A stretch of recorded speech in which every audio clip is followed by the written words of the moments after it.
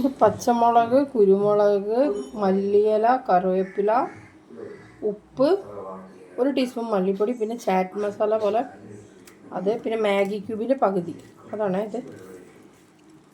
ഇനി നമ്മൾ ഇത് ബീഫ് കുറച്ച് കുരുമുളകൊക്കെ പിന്നെ വെറുതെ ഇട്ട് കഴുകി വെച്ചതുണ്ട്. സുർക്ക,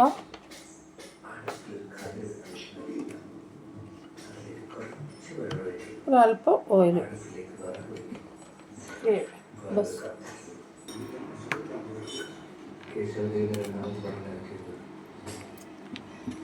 പിന്നെ ഇഞ്ചിയും വെളുത്തുള്ളി പേസ്റ്റ് അതുകൂടി ഇതിൽ ആഡ് ചെയ്യാണ്ട് അതിലേക്ക് ആഡ് ചെയ്യും കേട്ടോ.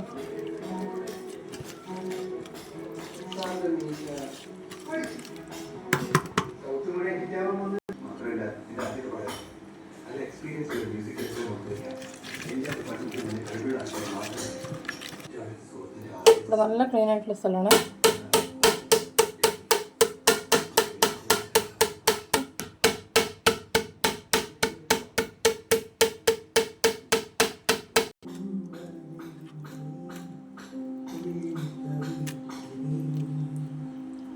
ചെറുനാരങ്ങൊക്കെ നല്ല സ്ഥലമായി പിഴിഞ്ഞിട്ടുണ്ട്.